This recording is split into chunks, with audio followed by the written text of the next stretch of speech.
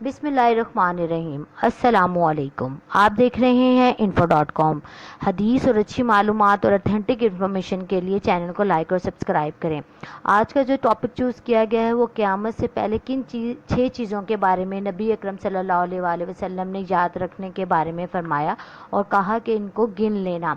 तो चलते हैं सही बुखारी की इस हदीस की तरफ। रसूल अकरम सल्लल्लाहु अलैहि वसल्लम ने इरशाद फरमाया, क़यामत से पहले 6 चीज़ों को गिनना और याद रखना।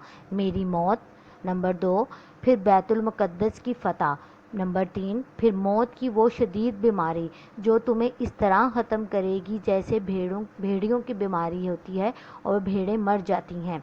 फिर माल इतना हो जाएगा कि अगर किसी गरीब आदमी को 100 दिनार दिए जाएंगे तो वो गज़बनाक हो जाएगा, शदीद अफराद ज़र होगा।